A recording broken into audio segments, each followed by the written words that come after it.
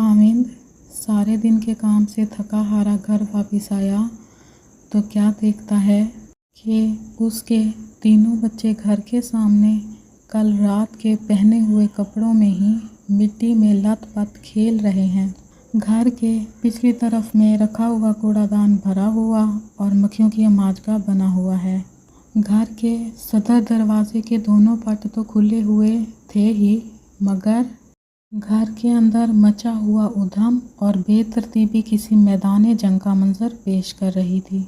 कमरे की कुछ लाइटें टूटकर फर्श पर बिखरी पड़ी थीं तो कालीन दीवार के साथ गिरा हुआ था।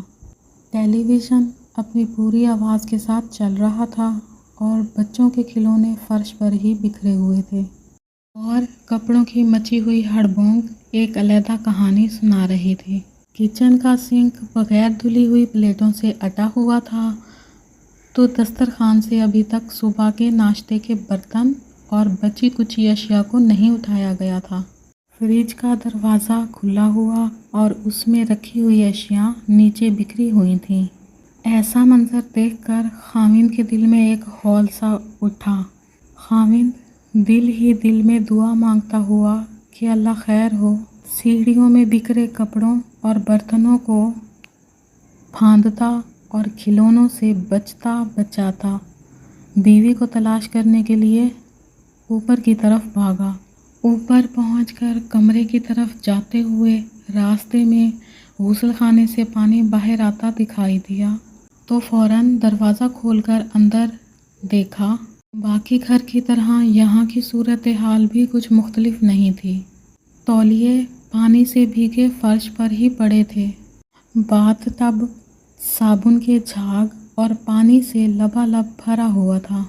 टिश्यू पेपर मुकम्मल तौर पर पानी में डूबे हुए थे और टूथपेस्ट को शीशे पर मला हुआ था। हामिद ने ये सब छोड़कर एक बार फिर अंदर कमरे की तरफ दौड़ लगाई।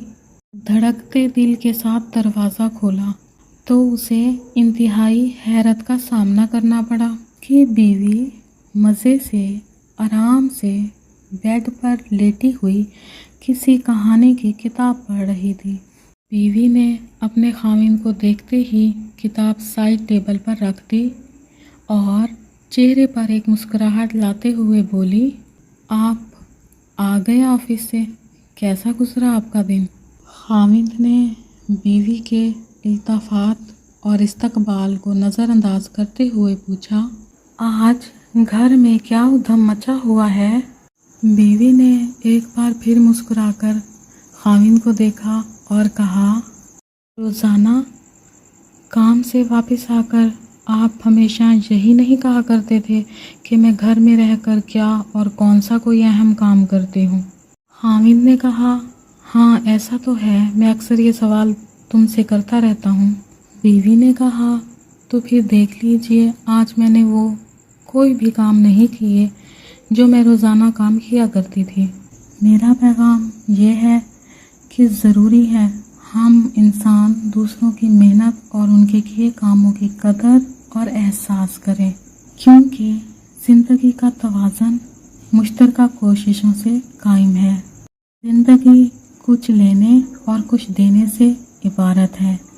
जिस राहत और आराम की मिराज पर आप पहुँचे हुए हैं उनमें दूसरों के हिस्से को नज़रअंदाज ना कीजिए। हमेशा दूसरों की मेहनत का इतराफ़ कीजिए और हमेशा एक दूसरे का साथ दीजिए।